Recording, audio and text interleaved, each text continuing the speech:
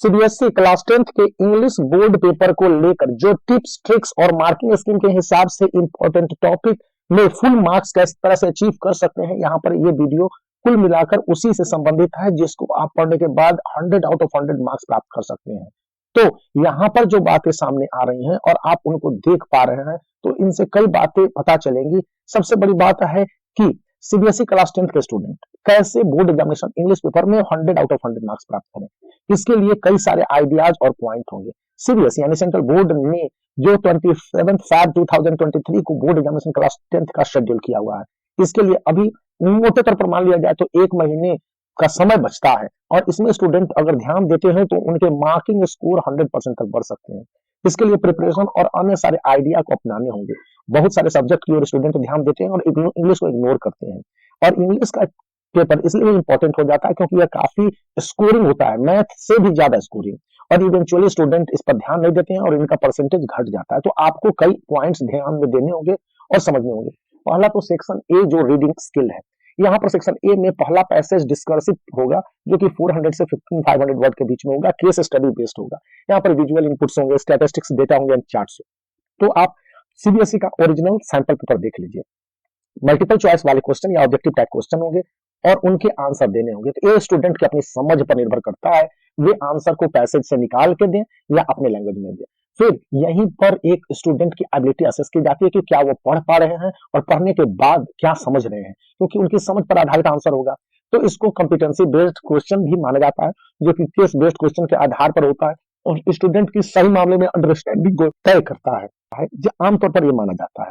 फिर स्टूडेंट के पास आता है ग्रामर और राइटिंग का सेक्शन। ग्रामर और राइटिंग के सेक्शन में स्टूडेंट को ग्रामर में tense, modal, subject, verb, concord, reported speech, command, advice, request के साथ साथ ये आपको रिक्वायर होंगे कि किस तरह से क्वेश्चन के आंसर गैप फिलिंग करने, एडिटिंग करने, नरेशन करने, कम्युनिकेशन करने। तो इसको भी आप सीबीएसई के सैंपल पेपर को देख लें तो अच्छी तरह से बना सकते हैं। इस सेक्शन के साथ स्टूडेंट के राइटिंग के सेक्शन आ जाते हैं। राइटिंग के सेक्शन में फॉर्मल लेटर जो कि सिचुएशन बेस्ड होता है, 120 वर्ड्स मैक्सिमम है। यहाँ पर एनालिटिकल पैराग्राफ है 100 से 20 वर्ड्स, जिसमें ग्राफ रहेगा, चार्ट रहेगा, पेपर रहेगा और क्वेश्चन के आंसर देने। As far as writing section is concern, जहां पर राइटिंग सेक्शन की बात है, एनालिटिकल राइटिंग और फॉर्मल राइटिंग 5 मार्क्स के रहते हैं। यहाँ पर आप बहुत आसानी से ग्रामर और राइटिंग में जो भी 25 मार्क्स होंगे अच्छी तरह से प्राप्त कर लेंगे। थर्ड सेक्शन है रेफरेंस टू कंटेक्स्ट, जो कि लिटरेचर बेस्ड होगा और लिटरेचर में आउट ऑफ 40 मार्क्स के क्वेश्चन देंगे। यानी सबसे ज्यादा इंपॉर्टेंस आपको दोनों बुक, फुटप्रिंट विदाउट फीट और फर्स्ट फ्लाइट।